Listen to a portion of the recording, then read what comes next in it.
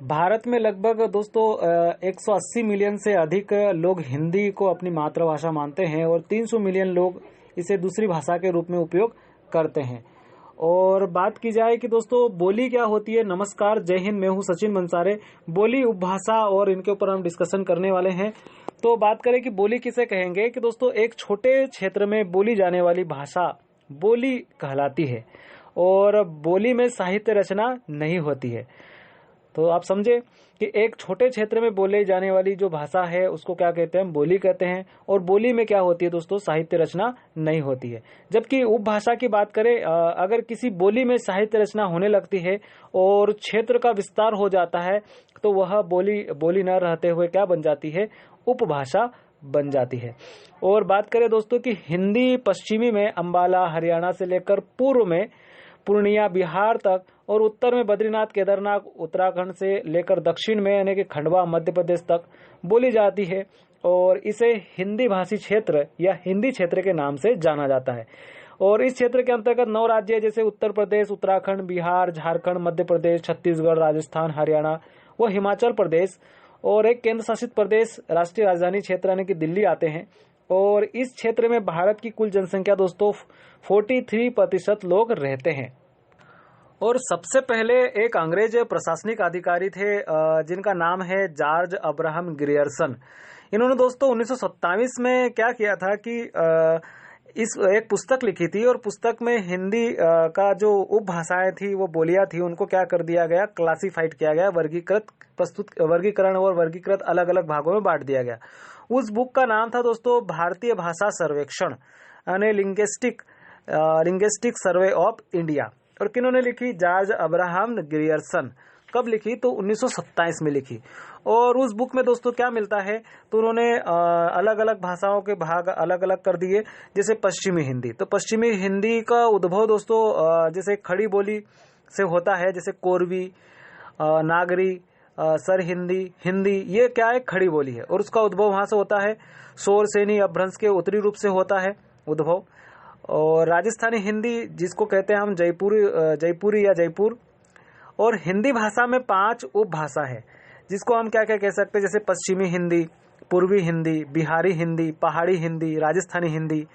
तो पश्चिमी हिंदी का जन्म शोर सेनी भाषा से हुआ है और जो खड़ी बोली है वो कोरवी यानी दिल्ली, मेरठ, बिजनौर, सहारनपुर वहां से हुआ है। ब्रज भाषा दोस्तों ये कहाँ से बोला जाता है, मथुरा और आगरा के लोग क्या बोलते हैं, ब्रज भाषा।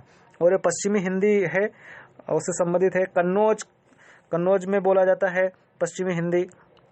और बुंदेली, छतरपुर मध्य प्रदेश उत्तर प्रदेश में। बांगरू ये दोस्तों हरियाणवी लैंग्वेज इसको कहा जाता है, रोहतक हरियाणा में बोला जाता है। पूर्वी हिंदी की बात करें तो दोस्तों ये अर्ध मागधी या अपभ्रंश से होती है। पूर्वी हिंदी अवधी में जैसे लखनऊ में बोली जाती है, बघेली रीवा में बोली जाती है, छत्तीसगढ़ी रायपुर में, छत्तीसगढ़ में बोली जाती है छत्तीसगढ़ी। फिर बात करें बिहारी हिंदी की, तो बिहारी हिंदी जो है मागधी भाषा से ली गई है। जैसे भोजपुरी, बिहारी हिंदी को भोजपुरी कहते हैं, ये पूर्वी उत्तर प्रदेश और बिहार में बोली जाती है भोजपुरी। मगही दोस्तों बिहार के गया जिले में बोली जाती है। मैथिली ये दरभंगा में उत्तर प्रदेश में बोली जाती है, उत्तर प्रदेश नहीं बिहार में बोली जाती है। फिर बात करें पहाड़ी हिंदी, तो पहाड़ी हिंदी दोस्तों खास और शोर सेनी अपभ्रंश से जो प्रभावित हुई थी और फिर ये पहाड़ी हिंदी बनी है। जैसे कुल्लू मनाली में बोली जाती है। गढ़वाली, टिहरी, गढ़वाल उत्तराखंड में बोली जाती है। कुमाऊनी ये अल्मोड़ा नैनीताल उत्तराखंड में बोली जाती है। फिर इसके बाद राजस्थानी हिंदी, ये भी शोर सेनी का ही अपभ्रंश से निकली है। जयपुरी जयपुर में बोली जाती है। निमाड़ी ये राजस्थानी हिंदी का ही दोस्तों, निमाड़ में हम जो रहते हैं, मैं निमाड़ का रहने वाला हूँ और मध्य प्रदेश में निमाड़ में इंदौर संभाग है। और इंदौर संभाग में दोस्तों 8 जिले हैं। 8 जिले में से एक हमारा खंडवा जिला भी है, पूर्व निमाड़ भी है। तो यहाँ पर ओंकारेश्वर ज्योतिर्लिंग 12 ज्योतिर्लिंगों में से एक ज्योतिर्लिंग है और नर्मदा नदी के किनारे पर है, बहुत प्रसिद्ध है। हनुमंतिया टापू दोस्तों यहीं पर खंडवा में है। तो निमाड़ी भी दोस्तों कहाँ, 8 जिलों में बोली जाती है, जिनमें खंडवा मध्य प्रदेश। मालवी जो मालवा उज्जैन में बोली जाती है। मारवाड़ी जोधपुर बीकानेर में बोली जाती है। भीली ये राजस्थान मध्य प्रदेश और गुजरात में बोली जाती है। तो जो निमाड़ी भाषा भी है दोस्तों, ये कहाँ से आई है या निमाड़ी बोली कहाँ से आई है, राजस्थानी हिंदी से आई है। दोस्तों इनके बारे में थोड़ा सा और देख लेते हैं कि बांगरू या हरियाणवी कैसी भाषा होती है, बुंदेली क्या होती है, कन्नौजी क्या होती है, अवधी, बघेली, छत्तीसगढ़ी, भोजपुरी, मगही, मैथिली। तो पहले हम हिंदी बोलते हैं। हिंदी में फिर इनके बारे में इनका क्या करेंगे, हम रूपांतरण करेंगे। जैसे आप एक कहानी सुनिएगा कि किसी मनुष्य के 2 पुत्र थे।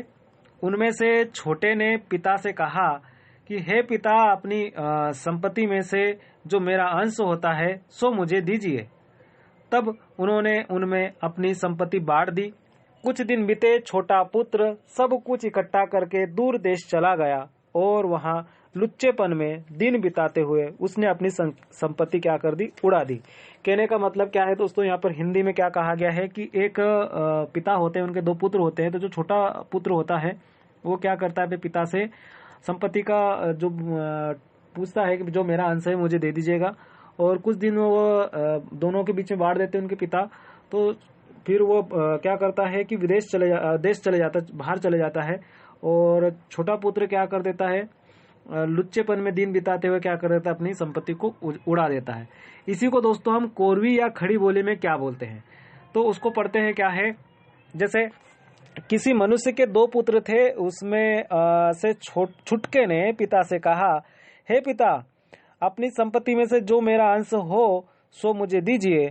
तब उसने उनको अपनी संपत्ति बांट दी। कुछ दिन बीते, छुटका पुत्र सब कुछ इकट्ठा करके दूर देश चला गया और वहां लुचपन में दिन बिताते हुए उसने अपनी संपत्ति उड़ा दी। ये तो दोस्तों कोरवी या खड़ी भाषा में हमने बात करी। अब बात करते हैं हम ब्रज भाषा की। तो बहुत ही मस्त है ब्रज भाषा। एक जने के 2 छोरा है। उनमें ते लोहरे ने कही कि काका, मेरे बट को धन मोए दे। तब वाने धन उन्हें बटी करी दियो। और थोड़े दिना पाछे लोहरे बेटा ने सिगरो धन एक ठोरी करी के दूर देशन को चलियो और वहाँ जगह अपनी धन उड़ाए दियो। तो ये दोस्तों ब्रज भाषा है। और बात करें बुंदेली की, तो बुंदेली इसके बारे में बात करते हैं। एक जने के 2 कुंवर थे। लोरे ने मालकान ते कही कि ये जू मो को धन में से जो मोरो हिस्सो हो सो मिलवे आवे। तब उनने अपनो धन बांट दो। कछु दिन भय कि लोरे कुवत बोत धन और जोर के प्रदेश जात रहे। माँ लुचनपन में दिन खोए और अपनो धन उड़ा डारो।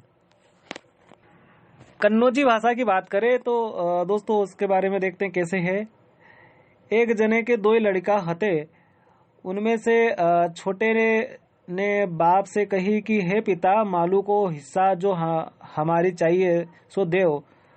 तब उनने मालू उन्हें बांट दो। और थोड़े दिनन पीछे छोटे लड़का ने सब कुछ इकट्ठा करी के एक दूरी के देश को चली गयो और हुआ अपनी मालू बुरे चलन में उड़ाओ। ऐसे यहाँ पर कन्नौजी भाषा मिलती है। अवधी की बात करें तो अवधी में क्या कहा गया है। एक मनई के 2 बेटवे रहीन।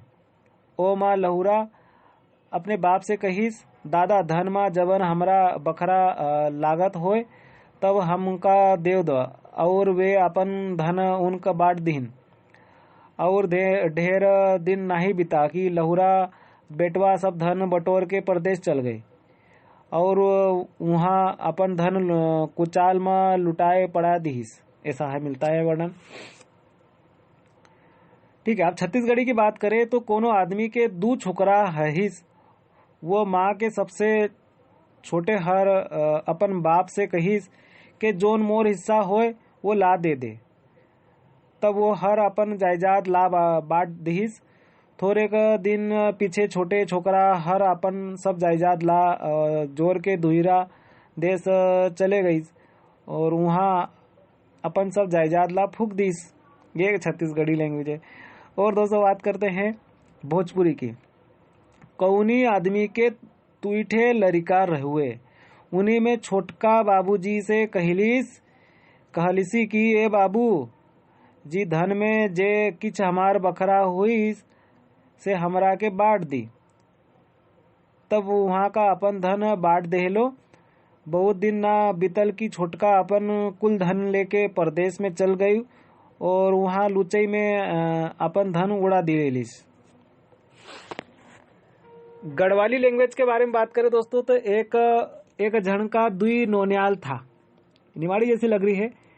एक जन का दुई नोनियाल था, उमा न कांसी न अपना बुबा माँ बोले कि बुबा बिरसत को बाठो जो मेरो छ मेरे को दे दे।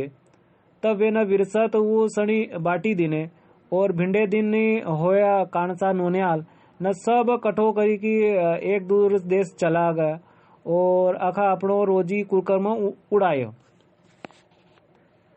तो दोस्तों आपको ये समझ में आया होगा। आप हर भाषा, हर लैंग्वेज, हर लिपि को सीखने की कोशिश कीजिएगा। मिलते हैं हम नए लेक्चर के साथ। जब तक के लिए जय हिंद।